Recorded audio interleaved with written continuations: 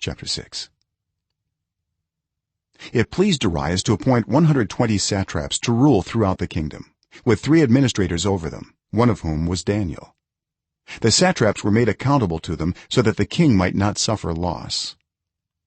Now Daniel so distinguished himself among the administrators and the satraps by his exceptional qualities that the king planned to set him over the whole kingdom. At this, the administrators and the satraps tried to find grounds for charges against Daniel in his conduct of government affairs, but they were unable to do so. They could find no corruption in him because he was trustworthy and neither corrupt nor negligent.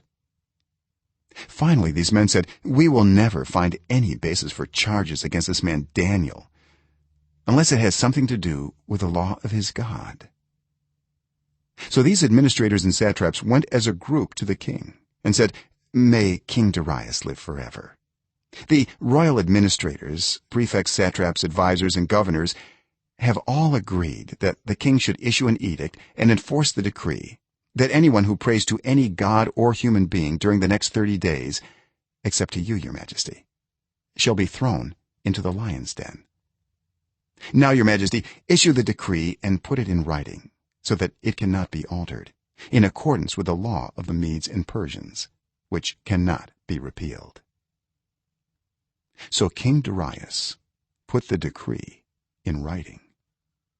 Now when Daniel learned that the decree had been published, he went home to his upstairs room where the windows opened toward Jerusalem.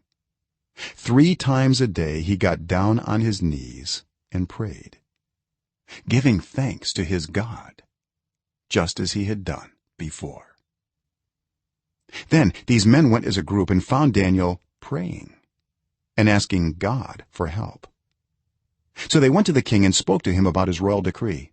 "Did you not publish a decree that during the next 30 days anyone who prays to any god or human being, except to you, your majesty, would be thrown into the lion's den?" The king answered, "The decree stands in accordance with the law of the Medes and Persians, which cannot be repealed." Then they said to the king, "Daniel, who is one of the exiles from Judah, pays no attention to you, your majesty, or to the decree you put in writing. He still prays 3 times a day." When the king heard this, he was greatly distressed. He was determined to rescue Daniel and made every effort until sundown to save him. Then the men went as a group to King Darius and said to him, "Remember, your majesty, that according to the law of the Medes and Persians, no decree or edict that the king issues can be changed." So the king gave the order, and they brought Daniel and threw him into the lion's den. The king said to Daniel, "May your God, whom you serve continually, rescue you." A stone was brought and placed over the mouth of the den, and the king sealed it with his own signet ring and with the rings of his nobles, so that Daniel's situation might not be changed. Then the king returned to his palace and spent the night without eating and without any entertainment being brought to him, and he could not sleep. At the first light of dawn, the king got up and hurried to the lion's den. When he came near the den, he called to Daniel in an anguished voice, "Daniel, servant of the living God, has your God, whom you serve continually, been able to rescue you from the lions?" Daniel answered, "May the king live forever. My God sent his angel, and he shut the mouths of the lions. They have not hurt me, because I was found innocent in his sight. Nor have I ever done any wrong before you, your majesty." The king was overjoyed and gave orders to lift Daniel out of the den. And when Daniel was lifted from the den, no wound was found on him, because he had trusted in his God. At the king's command, the men who had falsely accused Daniel were brought in and thrown into the lion's den, along with their wives and children.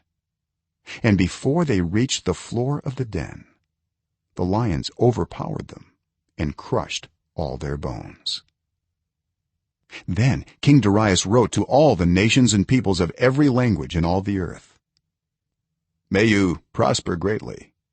I issue a decree that in every part of my kingdom people must fear and reverence the God of Daniel, for he is the living God and he endures forever. His kingdom will not be destroyed, his dominion will never end. He rescues and he saves. He performs signs and wonders in the heavens and on the earth. He has rescued Daniel from the power of the lions." So Daniel prospered during the reign of Darius and the reign of Cyrus the Persian.